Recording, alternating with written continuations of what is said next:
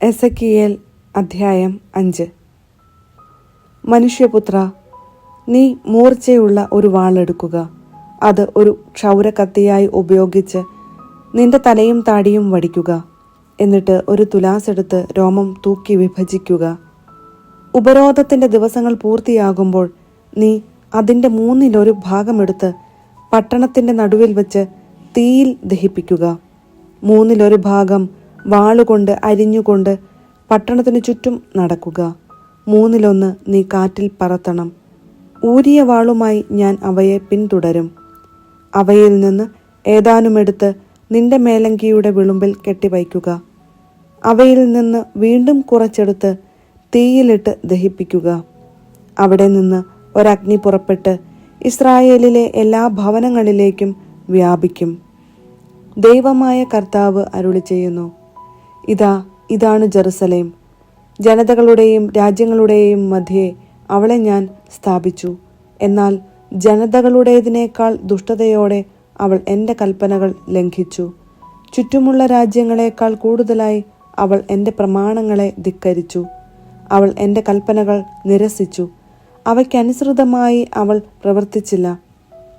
ആകയാൽ ദൈവമായ കർത്താവ് അരുളി ചെയ്യുന്നു: നിങ്ങൾ ചുറ്റുമുള്ള ജനതകളേക്കാൾ ധിക്കാരികളാണ്. നിങ്ങൾ എൻ്റെ പ്രമാണങ്ങൾ അനുസരിച്ച് നടക്കുകയോ കൽപ്പനകൾ കാക്കുകയോ ചെയ്തില്ല.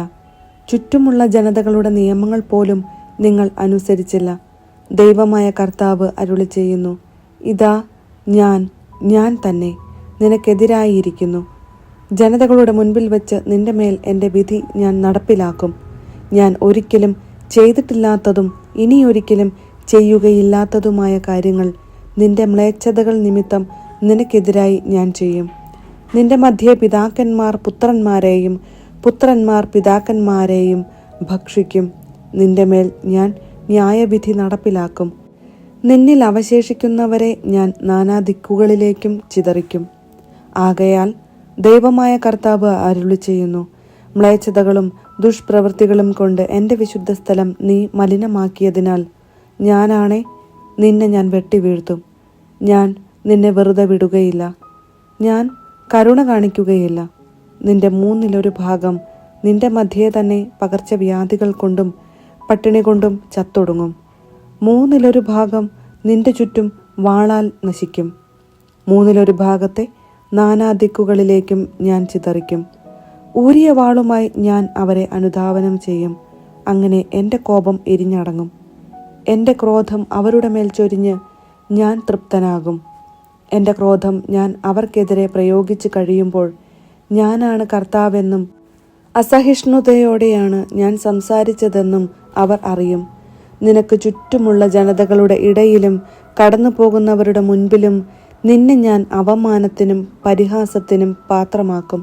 ഞാൻ കോപത്തോടും അമർഷത്തോടും കഠിന ശിക്ഷകളോടും കൂടെ നിന്റെ മേൽ ന്യായവിധി നടത്തുമ്പോൾ നീ ചുറ്റുമുള്ള ജനതകൾക്ക് നിന്ദാപാത്രവും പരിഹാസ വിഷയവും താക്കീതും ഭയകാരണവുമായിരിക്കും. കർത്താവായ ഞാൻ പറഞ്ഞിരിക്കുന്നു: ക്ഷാമമാകുന്ന മാരകാസ്ത്രങ്ങൾ, നശിപ്പിക്കുന്ന അസ്ത്രങ്ങൾ നിനക്കെതിരെ ഞാൻ അയക്കും. ഞാൻ നിന്റെ ഇടയിൽ ക്ഷാമം വർദ്ധിപ്പിക്കും. നിന്റെ അപ്പത്തിൻ്റെ അളവ് ഞാൻ കുറയ്ക്കും. ക്ഷാമത്തെയും ഹിംസ്ര ജന്തുക്കളെയും ഞാൻ നിനക്കെതിരെ അയക്കും. അവ നിന്റെ സന്താനങ്ങളെയെല്ലാം അപഹരിക്കും. പകർച്ചവ്യാധിയും രക്തച്ചൊരിച്ചിലും നിന്നിലൂടെ കടന്നുപോകും. ഞാൻ നിന്റെ മേൽ വാൾ അയക്കും. കർത്താവായ ഞാൻ പറഞ്ഞിരിക്കുന്നു. എസെക്കിയേൽ അധ്യായം 6.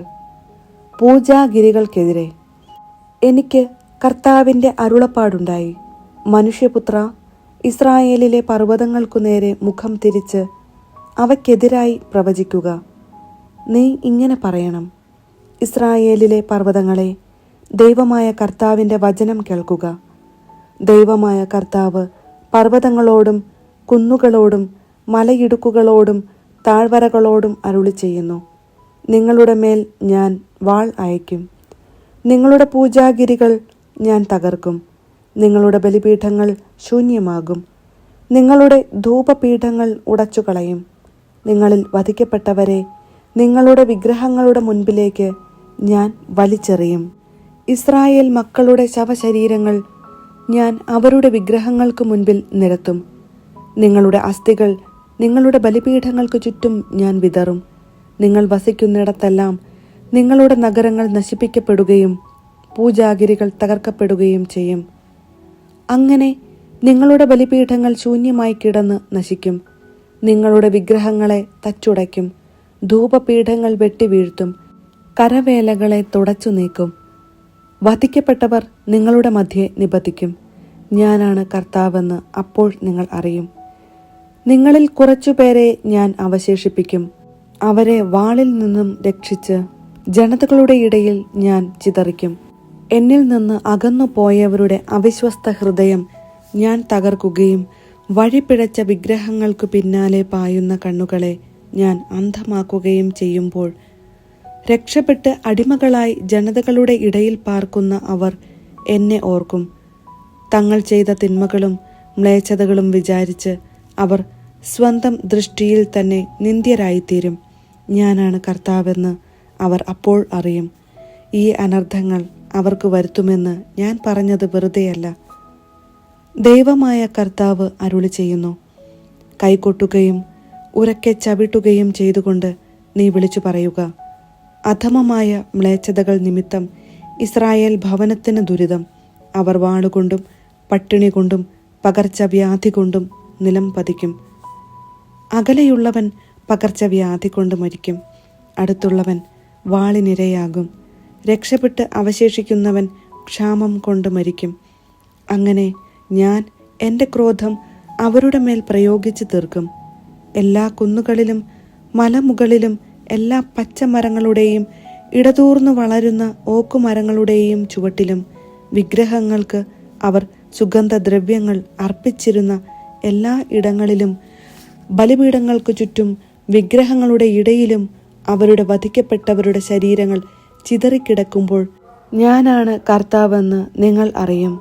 ഞാൻ അവർക്കു നേരെ കൈ ഓങ്ങും. മരുഭൂമി മുതൽ റിബ്ള വരെ ഞാൻ വിജനവും ശൂന്യവുമാക്കും. ഞാനാണ് കർത്താവെന്ന് അപ്പോൾ അവർ അറിയും.